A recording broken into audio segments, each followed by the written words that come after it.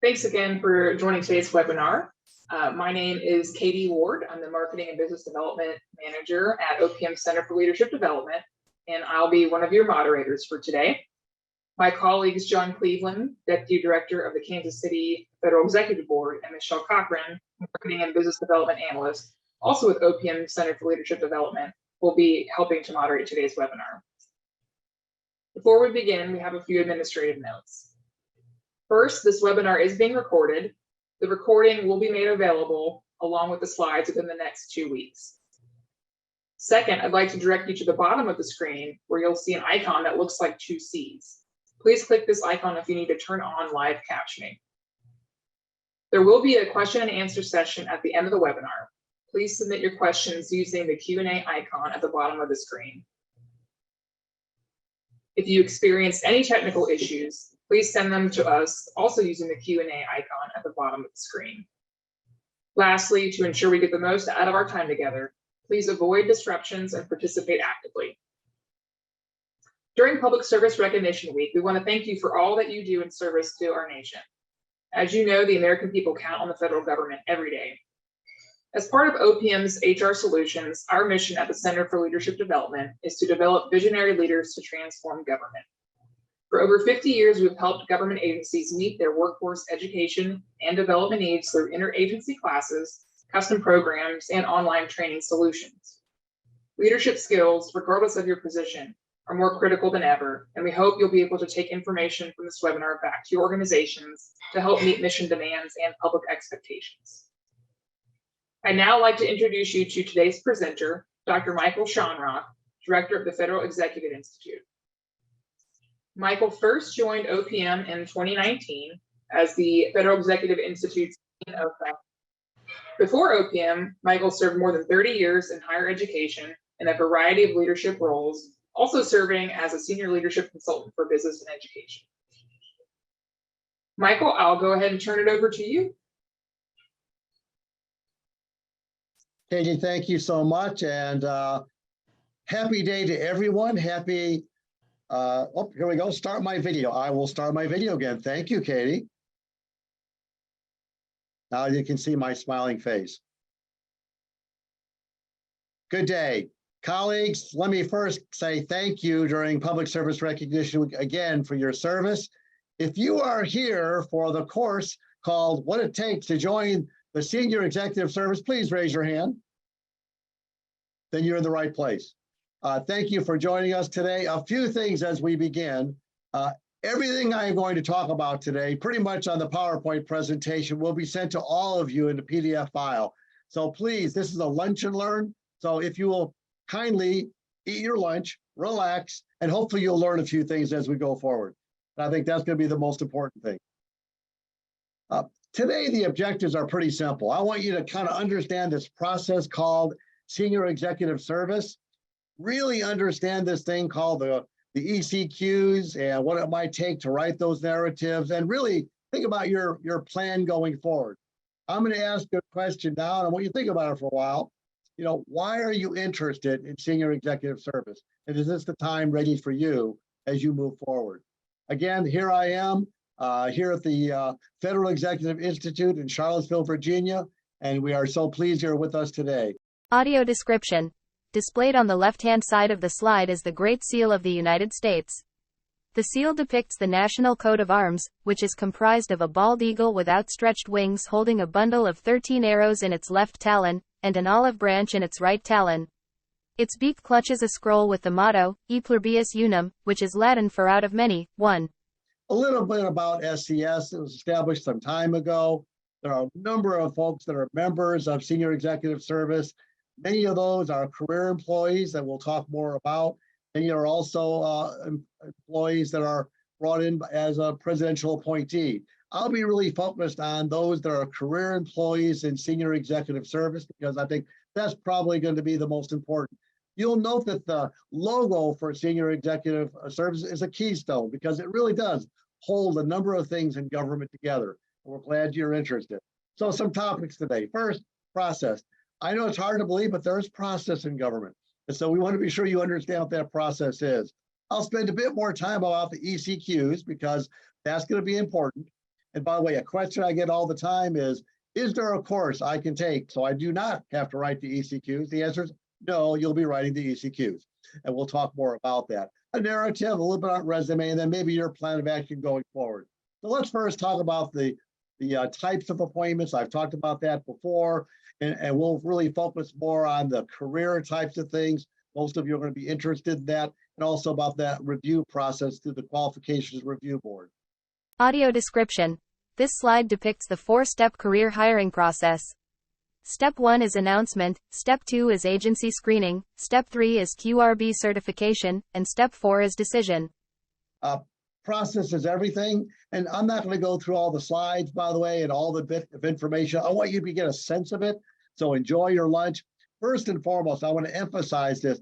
Go out to USA Jobs, learn more about those things that are out there in terms of SES opportunities for you. It'll be posted, there'll be an announcement, read through it a little bit, and ask yourself the question, is that something I'd be interested in? And would I qualify for that? I think that's one of the most important things. Sometimes people don't realize that they say, well, I have to wait till I'm a GS-15 before I might qualify for an SES position. If you meet the qualifications or believe you meet the qualifications, you should at least consider applying for that opportunity. I think sometimes we forget to do those types of things. Do it if you think you're qualified. There might be some educational requirements. For instance, if you're interested in working in law, a law degree is probably helpful, or medicine, a medical degree is probably helpful, or other specialized areas. So read more about the description and ask yourself, do you think that you might be qualified for that? And keep looking out for those opportunities. Next step is the agency will screen it. There'll be a rating group. There'll be an executive review board. They're looking for the best qualified candidate. I'm going to emphasize something as we talk through this about the ECQs and your resume. In terms of senior executive service, it's about you leading organizations, not managing, but leading. So remember, they're going to be looking for folks who they believe can lead as a senior executive. They'll select some folks there. They'll certify those to move forward. Next, there'll be a qualification review board. You know, those are individuals that will review the case. They'll make some decision about moving someone forward in terms of consideration. Then the agency will start their process. So again, there's a process there, but let's begin. All of you want to start going out and look at what things are posted in terms of opportunities for you. Audio description. This slide shows a screenshot of a job announcement search on the website usajobs.gov. Again, the announcements are out there. Read the announcements. You'll find some interesting things about that. There might be a location. Most, if not all, that I've ever come across in senior executive service are going to have a duty location. Sometimes people ask that even post-pandemic. So read carefully about that. They're going to be looking for your core requirements, not your technical experience, but really about your ability in terms of leading organizations. You know, we've talked a little bit about the process they'll go through and the agency will do to evaluate. Again, they're looking for the best qualified candidate. Let me emphasize, best qualified. You may look at a number of SES opportunities. Some you may be more qualified than others based on your background and experience. So be sure that you look at those and be sure, is this something I'm interested in? Is something I want to do? You know, they have a certification. One of the things to keep in mind then too is that they're going to be looking at your breadth and depth of experiences. If you can demonstrate executive leadership, again, the qualification review board will be 3 SES members. They're not going to be from your agency or the agency that's looking at that. They're going to look at it very objectively and try to get a perspective. Are you qualified to move these things forward? And again, one thing to keep in mind, they don't release the names of the QRB. They just want folks to be very objective when they review these types of things. But a hint is that you'll identify folks in your group right now, your agencies, that may indeed have either been SESs in the past or current SESs, great mentors for you. And many of them, especially those currently, maybe have served as on the qualification review board. You just have to wait a couple of years before they are qualified to do that. So you might want to check a little bit with there. Again, there might be a approval right off the bat. We'll talk more about the ECQs. You might have to rewrite a little bit here and there. Again, we'll talk more about the fact you just really want to show up well and stand up well as you discuss these types of things about you. This is hard for some. You got to learn to brag about yourself. So brag well and I think you'll do just fine. So what about these things called the ECQs? You're going to hear a lot about them. Really a couple of areas: leading change. All of you have changed at one point or other. We've all been through change in our life. So what they're looking for is examples of you really leading change. You may have done it directly, you may have coordinated, you may work with others, but how well have you dealt with change? Another area is leading people. All of us work with people, and you've been leading those either directly or indirectly. Not surprising here, results driven. You got to be sure you have results, because when you're a senior executive, they're looking to you to be sure that we have results for the agency overall. Got to have a business acumen. You got to understand the finance, the people, technology, things associated with it, and then building coalitions. Everyone I've ever talked to has lots of friends, both within and outside of government or in other areas they've worked in, public or private enterprises. So what relations have you built? What things have you done? Another area in the ECQs I'd encourage you to think about too is, how well you have embedded this with DEIA, diversity, equity, inclusion, accessibility. How have you built those things in terms of leading change people and building those coalitions? So be thinking about that. There are some basic competencies, and we'll be talking more about competencies under each area, but you'll notice a couple of things: communication, written and oral. You got to have that down as a SES. You'll also want to look for folks that are pretty good in interpersonal skills, and you've probably interacted with a lot of those. And of course, really a public service motivation.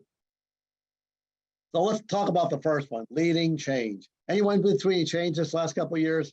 We all have. In this ECQ on leading change, it's both about being strategic change in and outside the organization and helping them look at a vision. And there's competencies there. There's things you really got to focus on. Strategic thinking, not just planning, but how well do you think about things? You'll see there's some that are a little more challenging at times. We've all been through having to do flexibility and be resilient. So we have a lot of examples. Creativity, innovation. You've done some really innovative things in your career. It could be inside or outside government. Those are things that folks to look for. Have a vision. A vision is where you're going. Mission is what you currently do. A vision is kind of where you're going to go in the future. I have some family who are in farming, and I remember them talking about vision in a really neat way. You said, when you were on a tractor in the old days, to keep the row straight, you just didn't look right in front of the tractor. You had to pick a point in the horizon. Look to your horizon. That's your vision. And so we're looking for folks who can look to their horizon and provide a vision as they literally move that forward. And external awareness. If you haven't picked up, there's a lot of things you'll have to address in the senior executive role. So just be sure you're thinking about those things as you're responding to those. Again, what's your vision? How do you really deal with unexpected organizational change? I know in a personal note that, we went from having all these residential programs that we offered for leadership development, then we had to convert those very quickly to online or virtual delivery. And that took a lot of effort by a lot of good people and a lot of learning in a short period of time. That was a challenge, but it was also an opportunity. And then what are the results? Well, for all of you, you're going to have results of things you've done, and you want to measure those. And they love measurement. They like percentages or growth or numbers, because all those things provide some good insight. So leading change, all of us are going to do that. Another one that I'll look at is leading people. I think you're going to see more and more is helping to move the organization forward. Be very inclusive, create a very inclusive workplace.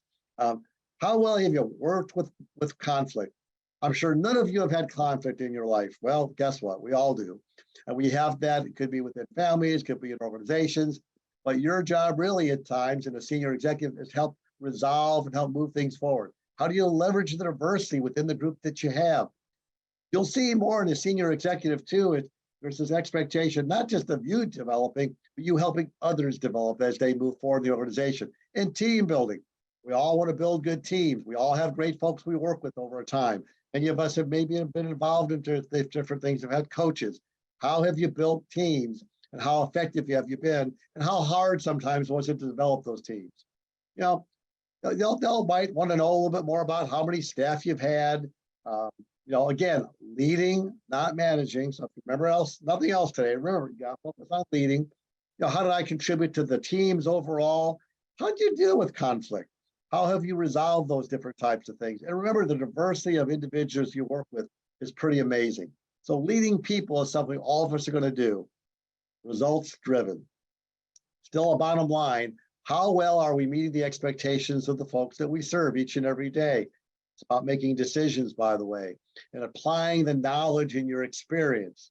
You know, all of us are going to have to work with our various customers. You're going to be accountable. You got to be decisive.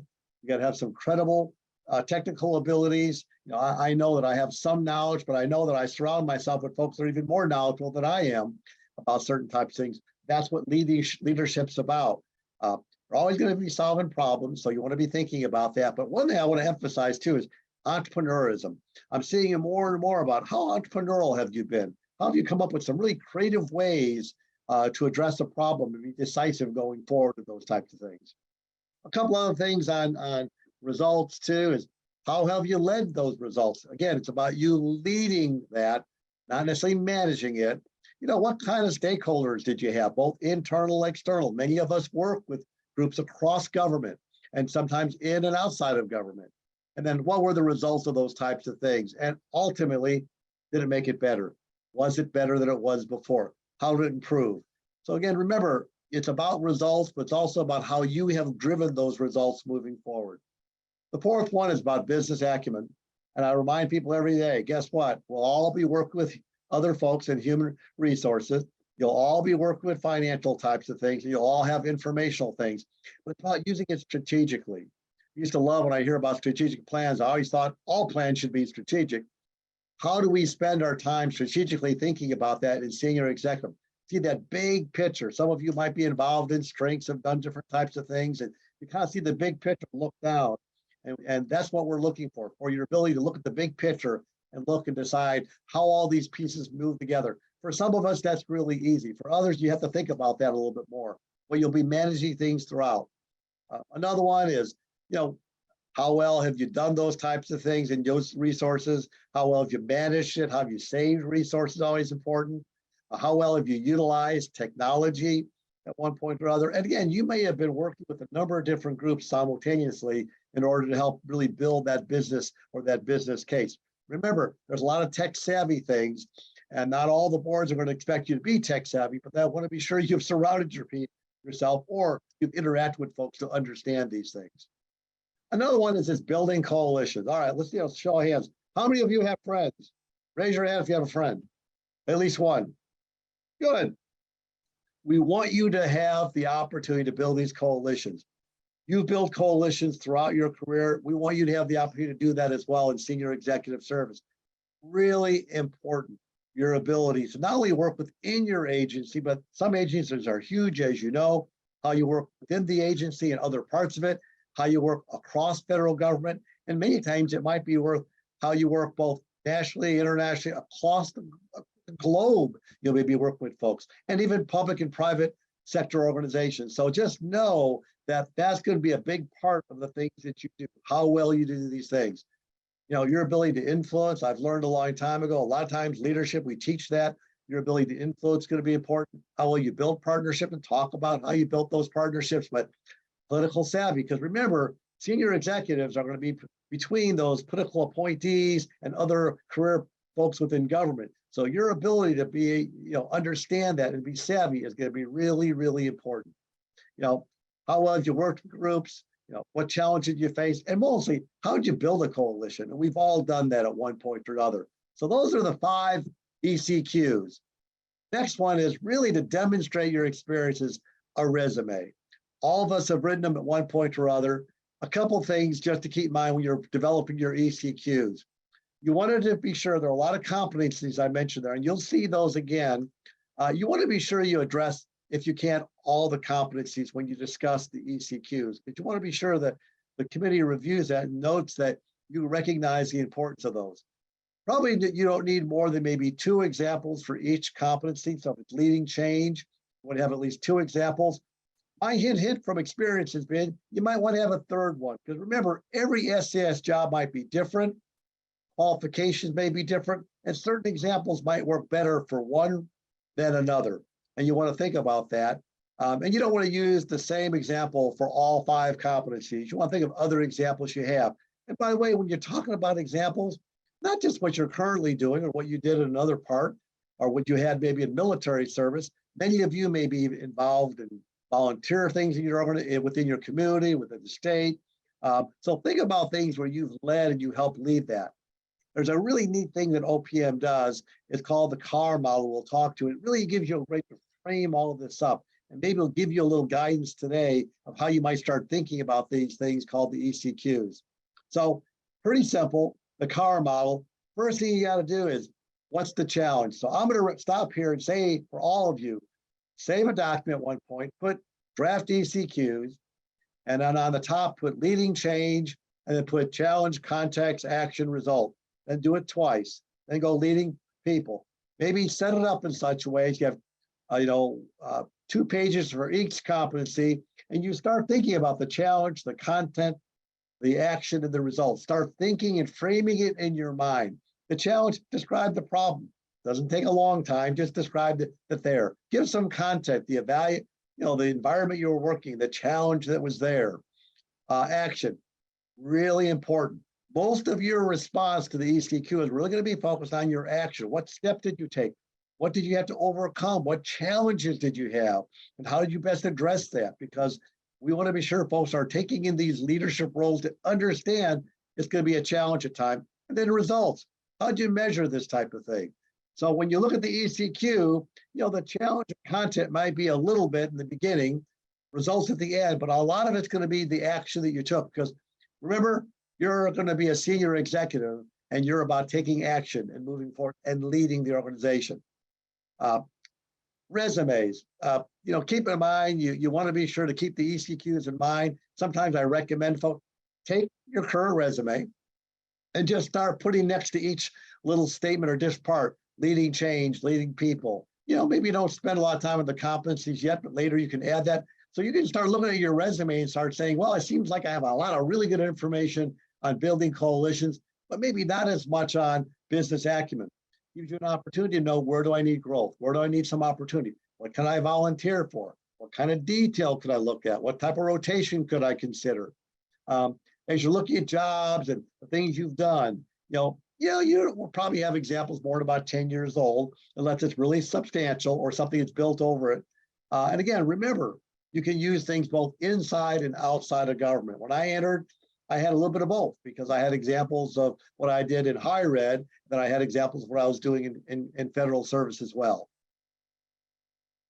Focus on executive leadership, how you measure things. And by the way, you don't need to cut and paste things into your, from your resume and your ECQs. Resume is separate. ECQs, you want to use every opportunity you can to write the most succinct ECQ that you can. And we'll talk a bit more about that as well. When you're writing in I don't care if it's the ECQs, especially, remember, 1-inch margins, 12-point font. 1-inch margins, 12-point font. You want to keep it to no more than 10 pages. You might have a little introductory part. You want to put in first person. I did this. I did that. Not we did this. Even though we all worked together on something, we want to talk about what you had specifically done or help lead that group as they went forward. Use action-oriented verbs, plain language. Don't use a lot of acronyms. And proofread. Please do a spell check. And nowadays, the software can do a lot of things for you. So look at those types of things. What don't do? Don't make it vague. You don't need to add the ECQs. Guess what? They've read them. They understand them. Check for spelling. Every so often, I'll see people who will put a lot of bold or italic or underline. Be thoughtful about that. Not everything is going to be bold or underlined or italic. You want to be sure that you really emphasize those things are important. One of the things I've done is, write up your ECQs. I've done this myself. Look in the mirror and read it to yourself. And look at your nonverbal communication. If you look complex, so will the person reading it. So take ways, have others read it for you. Read it with others. You want to be really careful that you can do it in a way that's very natural for you, because that's going to be part of that interview process. They're going to pull through that thread a little bit more and pull things out when you interview for these opportunities. That's going to give you an opportunity to really talk about actions that you've taken. Again, you don't want to talk about we, you want to talk about, overall what you have done going forward. Plan of action. First and foremost, I'm going to say again, is this what you want to do? Is this what your plan is going forward? It's really important you ask yourself that question. I share a lot with other groups that I've done this program a number of times throughout government. I had a really excited GS7 who called me up afterwards. You'll get my email later if you need to. He called me afterwards and said, Michael, I want a fast track to the SES. And I smiled and said, all right. And so we talked a little bit about that. I said, so what do you want to do? He goes, well, I'm thinking of going into the legal profession. So I paused. I said, oh, assuming, of course, where'd you go to law school? Well, I haven't gotten my associate's degree yet. I said, then we have time before we fast track. So I love the enthusiasm. The good news is I can coach a little bit. I can help. We can decide what those next steps are going to be, but assess what it is and the reason you want to do that. Practice writing the ECQs. Write them, rewrite them, write them, and rewrite them. You'll do it several times as you go over it. And again, I encourage you to maybe consider 3 examples for each, because one of those examples might be better for a certain opportunity that's out there. Keep reviewing those SES vacancies and learn more about that. There's a good chance your first opportunity for SES is not going to be in your current agency, maybe a different agency. Number 4, and one of the most important, find a mentor. If you can find a current SES, someone who can work with you, that would be awesome. I always kiddingly say, find someone who's a retired SES. They have time on their hands. They understand the process. They probably have been involved at one point in a qualification review board. And they'd be more than willing to help, because all of us want you to advance in your career, because you are the future leadership and we know how important that is. So find someone as a mentor and someone who can be really honest with you as they review things. But take a proactive approach. A couple other thoughts here. Evaluate your reasons, review again your experience against the ECQs. If you're seeing some spots that aren't quite there yet in your developmental career, pause, find out what opportunities there are out there for rotations or other involvements. It could be within government, could be outside of government, could be in a group that you volunteer. You just want to be sure that you look at those gaps and you can fill those gaps going forward. Write those ECQs. I once thought it would be about 34 to 40 hours to write it. I found it takes longer for a good package.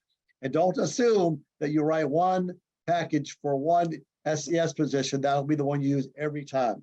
You'll have to amend a little bit. You'll have to change it. You want to give equal time. Maybe business acumen is a tough one, so I'll just go ahead and do building coalitions. Give yourself equal time for each so that you can spend the quality time to really come up with the ones that best represent what you've accomplished. Again, what you have accomplished as a leader. Keep looking out at those USA jobs for those opportunities. Talk to folk that are currently doing that. You've got a good mentor.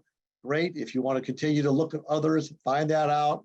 Be proactive. Lead groups. Take an action if you need to. We've talked a little bit about that before. Again, consider volunteering, even outside the groups you work with. Many groups have candidate development programs, and you can read more about those. They'll talk a bit more about that. And by the way, there are numerous resources. You go to any search engine and type in senior executive service, and there's going to be a lot of resources out there. Go to OPM, lots of great resources out there. There are books that are written. There are videos that are out there. So go out and identify some things. Do your homework, because the better you learn more about that, the better it'll be. Again, numerous resources available that are out there. Again, take opportunities for you to look. What I'll share, of course, we do a lot of work in the Center for Leadership Development with respect to senior leadership development. We have a great program here. I'm excited. I'm calling from Charlottesville, Virginia, and outside of my windows are koi pots. The fish also say hello. And we have some great programs here. We're celebrating our 500th group with over 30,000 alums for Leadership for a Democratic Society. A lot of folks that are currently 15s, and many of them are SESs or have gone on to other senior executive programs, a lot of assessment programs. We want to learn as much as you can about you. Remember, it's a leadership journey. Audio description. This slide's graphic depicts 5 levels of leadership. The first is managing self. Next is team leader, project manager, which is managing projects. Next is supervisor, which is managing people. Next is manager, which is managing programs. Last is executive, which is leading agencies. For many of you, you'll start at one place, you'll move into different roles, you want to move into that executive role, and you'll see you'll be leading an agency, leading things beyond just programs and people and projects. You'll be really taking all those core competencies as you move forward. Again, it's a journey, and right now, we hope you take that journey. Again, some good resources that are out there. We'll send this PowerPoint out to everybody. It'll be in a PDF format, and that's there for you for a resource. We'll always update that. And so let me now stop. Katie, I think it's time for questions. My goal was to finish in 30 minutes. I think I did that. You absolutely did, Michael, and that's a good thing because we have about 20 questions in the Q&A. So for those who we are not able to answer their questions during this webinar, as long as you ask the question with the email that you had registered with, we should be able to reply back to you later after the webinar with the answer to your question. So let's look at, Alan asked if you could talk about the pros and cons of networking in advance of trying to get into the SES. Do you see it as beneficial to do before applying or trying to apply? And how beneficial do you see the candidate development programs versus just trying to apply for a direct position? Well, a long question, so let me go in backward order here, Katie. Candidate development programs can be very effective check-in agencies. You'll see that there are some great opportunities for mentorship and rotations. They'll help you with your ECQs, they'll help you write. So there's some that are out there, and there are several of them. So take full advantage if you can in terms of development programs that are there. If not, you want to then look for other rotations or other opportunities to be involved. Let me just begin with the end in mind, a nice leadership principle. Networking is really important. As a senior executive, if you aren't networking within your group, do more of that. If there's an opportunity to network with other agencies or a group you've worked with in the past, do that. If there's other statewide groups or community groups, you really want to build that network, because I can assure you, I work with senior executives every day, and they rely heavily on their networks. On the program we have here on the FEI campus, folks are getting from various agencies, learning from one another, and now they're connecting as they go forward. And then in our senior executive leadership programs called SES Leading Edge, we get SES together, and they realize the value of connecting the dots and connecting with one another. So networking is important, because guess what? You're going to help to build that relationship, build that network, and ultimately build those coalitions for your future growth in your organization. Good question, Katie. Great. We also had an anonymous attendee ask, do you have to be a GS-15 to apply for an SES position? Awesome question. If you meet the qualifications, or you believe you meet the qualifications, apply. You don't have to be a GS-15. There are some who've looked at that and say, well, I'm at this level. If you have the experience, again, look at the USA jobs, read the criteria for the position. If you think you meet the qualifications, you should consider applying for that. Just be sure that your ECQs, or your resume particularly, later reflect what they're looking for. Great, thank you, Michael. Jessica asked, she said, most SES postings have job-specific, like financial experience for a position in a financial unit requirements. However, CDP graduates and existing SES are moved from unit to unit without that job-specific experience. Do you have any insights into why this is and how to navigate it?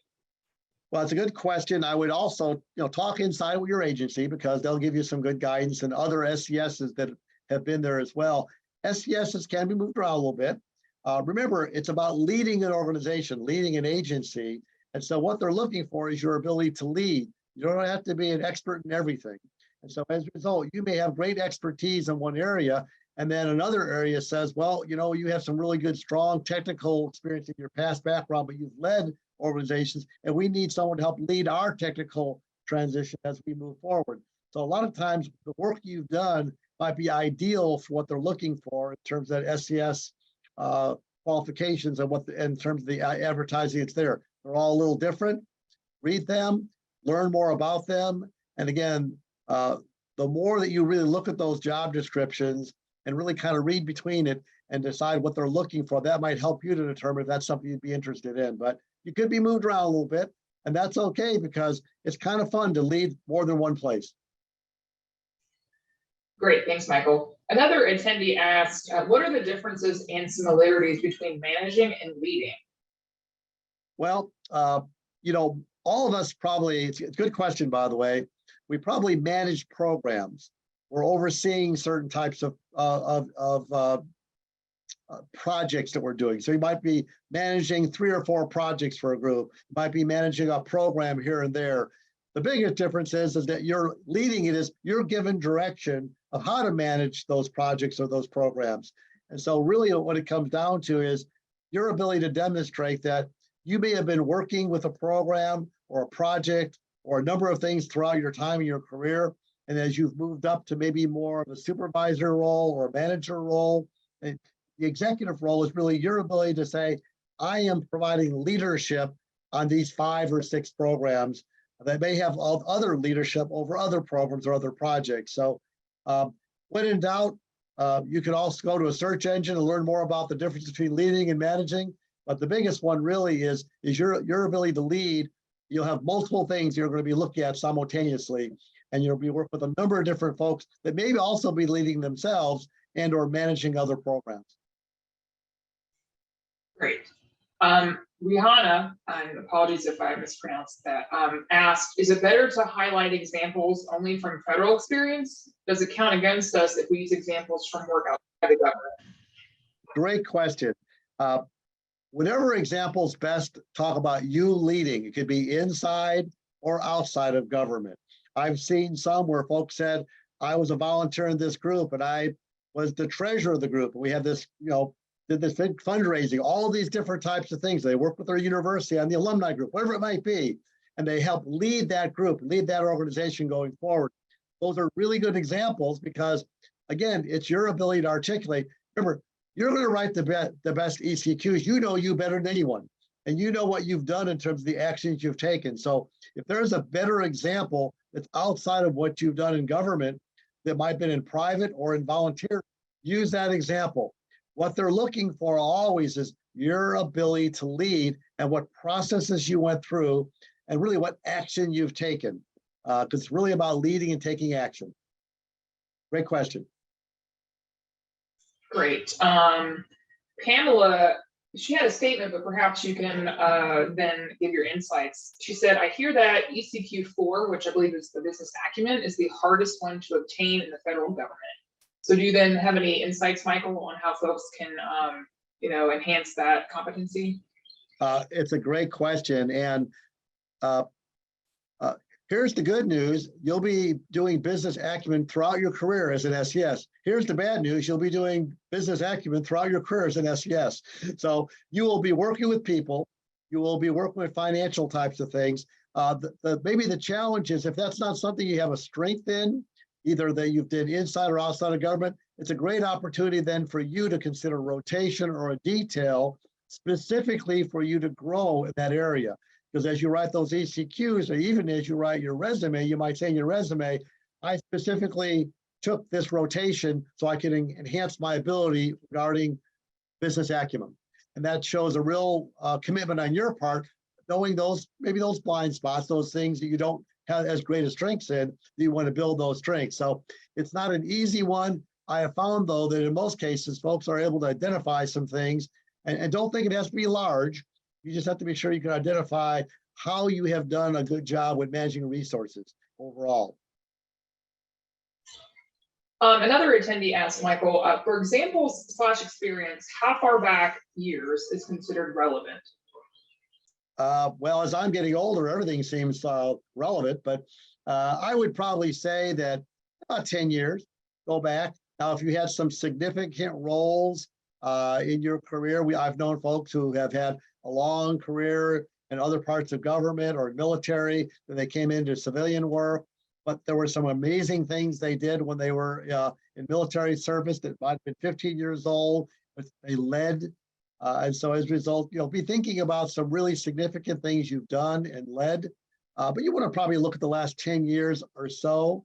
Most of my examples were probably 5 to 10 years old. I had one that was stretching that 11 years or so, but it carried over for several years. So I used it anyhow. Great. Keith asked, he was referencing the slide that had like the errors of things to not include. Do you have examples of the quote bureaucratic words or expressions not to use? You know, I don't know if it's an example, but here's the one I would say is as you're either writing the ECQs or your resume, have someone who doesn't know what you do read it and see if they understand it. Because what you want to try to be sure, you don't want to have a lot of jargon. I'll say this, and Katie will laugh. When I first started in government, I kept getting things that bluff. I said, why do people want to bluff me? And then I realized it was bottom line up front. So that I learned that that's what it stood for. And so, so my bottom line up front here is stay away from the jargon a little bit. Try to find words that best describe it. The biggest challenge, I think, both in resume writing and certainly the ECQs is you want to make it as impactful as possible with the shortest number of words. There's a neat book I came across the other day. It's about smart brevity, how to say more with less words. And so hint, you want to use smart brevity with that. When I worked in higher ed, I'd invite people up to be commencement address speakers. And they always say to me, Michael, any advice before I give my commencement address? And I always would laugh. And all of us have been in commencements before. My advice was always the same. You'll never be criticized for saying too little. So find the best way to say as little as you can, but as impactful as you can. And Tara asked, how do you provide ECQ examples that are technical in nature while accommodating if the reader is unaware of that specific technical knowledge? That's where the jargon thing may come in. If you want, I'd be happy to look at some things at one point. There's lots of examples. You can go out to search engines on that. What you want to do is make it so clear it can't be misunderstood. And you might have some technical types of things you may want to address, but remember that not everyone on that panel is going to have the same technical background experience that you might have. So what you want to try to do is write it clear enough so that if someone didn't understand it, they would have an understanding what you did. There are a lot of technical terms. I've learned a lot about hardware and software that I'm still trying to forget in my life and my career because there's so many things associated with it. So what I would probably do is write it, have someone who's a real technical person read it, and then have someone who's not a technical person read it and see if it still makes sense. Michael, another attendee asked, is there an OPM service that will review ECQs and provide feedback outside of the SES application process? In order to be proactive, it would be great to get feedback on existing SES narratives. Yeah, that's a great question. There's an awful lot of folks that are interested. And by the way, there's about 7,000, I think, Katie, that are in SES roles throughout government. And about half, half are eligible for retirement right now. So there will be opportunities. What I would say in terms of resources, I would look for a mentor within your group or within that, find maybe a retired SES, maybe ask them to review your ECQs. That's probably the best way to get some feedback earlier because there's an awful lot of folks. When they start the process of going into senior executive service, it will be reviewed and over-reviewed. I was fortunate and very blessed to have some folks review mine and give me some good feedback. And it's always been tightening it up, saying less words and have impact. So what I'd probably say, look internally if there are some folks that are there. Folks are busy, but most folks are willing to give you some feedback and give you some suggestions of how you might want to write it. I always say, write it down, read it to yourself. If you seem confused, guess what? The reader will be as well. Go ahead. Michael, this is similar vein to that question. How does one find a retired SES? Any suggestions or resources? Well, you walk around your neighborhood and ask if there's any SESs around. No, I'll bet you that there is someone in your human area, the folks who work with human resources that is familiar with those who have retired. There is a senior executive association that people sometimes become join that they have retirees as well. Ask current SESs.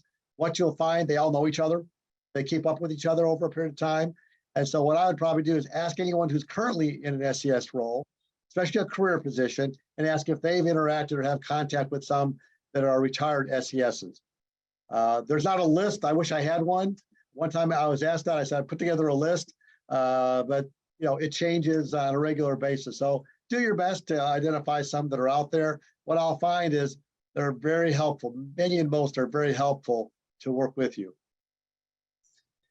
And Michael, I know you spoke to the fact that you don't necessarily have to be a GS 15 to apply to the SES, but do you know if there is a minimum GS level that you can apply? Like you have to be a minimum of GS whatever to apply? Yeah, it's a great question, Katie. Again, go out to you when you read the description, USA Jobs, it'll have criteria specifically, and it'll say certain things that may help you in understanding if it's a 15, 14, 13. It may not say directly, but you'll have a sense about those types of things. Know that there will be potentially some educational requirements depending on the job, because obviously some are going to require advanced degrees. You're going to be a researcher, or going to be a physician, or an attorney. I have all of those in my family, and so as a result, I'm well aware of their criteria and the things they do. So just read through those a little bit. My best advice always: start writing the ECQs now. Keep rewriting them. Come across something, maybe redo your resume. Try to keep it to about 10 pages or so, and then just simply put your name in the hopper and see what kind of feedback you get. You'll never know. It's like a lottery ticket. You'll never win if you don't buy one. So you won't know if you're qualified if you don't apply. Michael, Victor asked if you could speak to SES versus SL or senior level versus the ST, the scientific or professional level, and the mobility clause. And what's the last part? Mobility clause. Yeah, I'm not as familiar. I'm going to really focus more on the SES roles. There are some that are in some of the SLST. We do have a number of people in government. They're more specific to the roles. So I'm not the expert. The other day I was looking up SL myself, and I went out to a search engine just to be sure. I went to the OPM search engine and read more about that. So do read about that. You'll find there are a little different criteria as they move forward, but they're still senior leaders in government. And Michael, do you know, have any insights on what the difference is among or between the SES candidate development programs run by different agencies? Well, I don't have a listing of those. Here's what I would say is that they'll all have some similar, they'll have points of contact. They have someone who will oversee that process.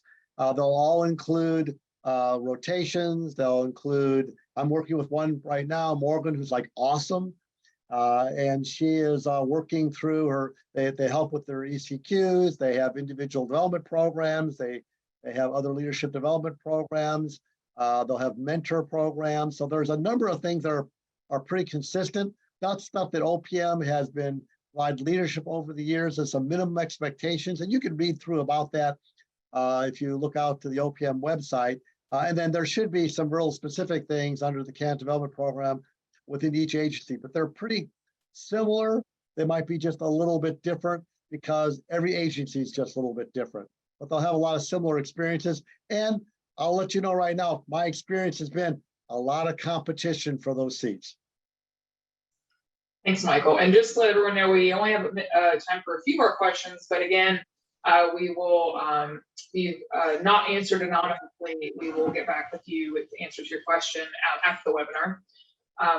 Michael, someone was asking about, the significance of writing ECQs when the information is theoretically in the resume and the cover letter and could come out during the interview process.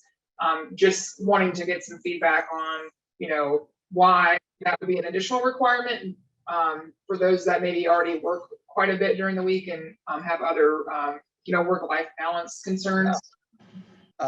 Great question. It's been around for a couple decades, so I don't think it's going to change in terms of the ECQs.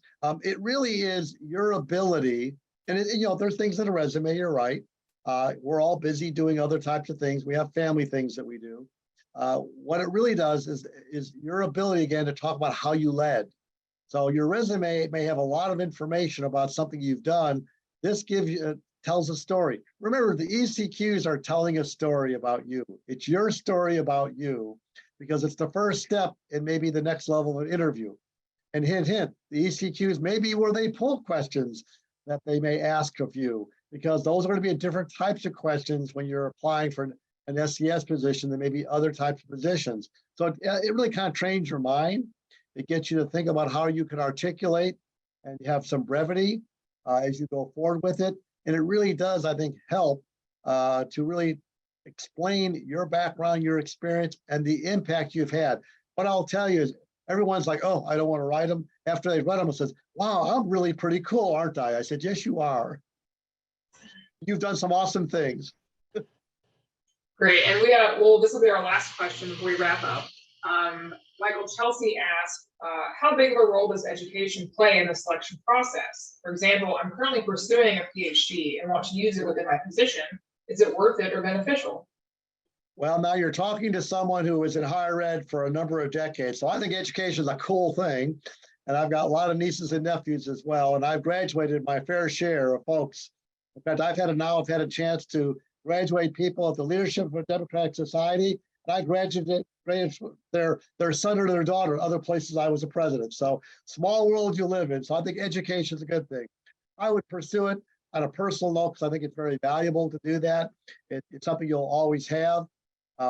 Every position might be a little bit different. Remember, every advanced degree gets you thinking about a little differently and gives you an opportunity. I remember when I was writing my my qualifying exams for my PhD that it was hard. It was 5 straight days of 4 hours of writing every day, tough questions. And at the end of the week, I said, boy, I'm pretty smart. I was able to connect dots I didn't think about before. And it really helped me think about all the things I learned in a good way. So I would pursue that. You know, it's not going to be to your disadvantage.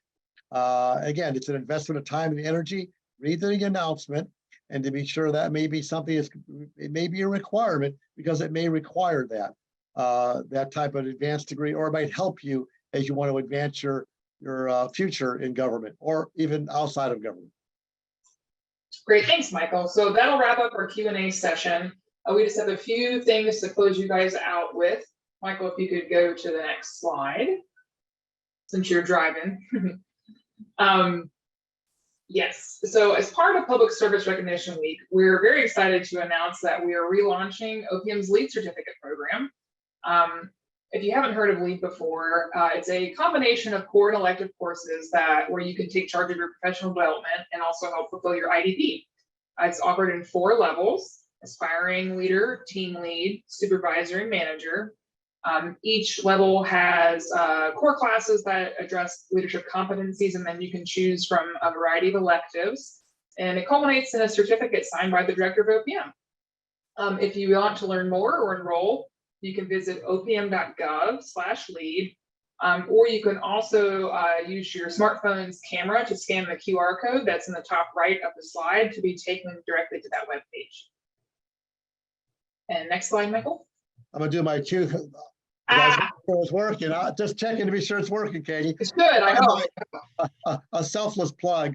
I work with this program, and so as a result, I would really recommend, especially those that are relatively new in your professional career with government. Many of you are aspiring. It will provide some great foundation for you. So consider it as you go forward. It will give you some tools and help you think about those ECQs and your resume a little differently. Great.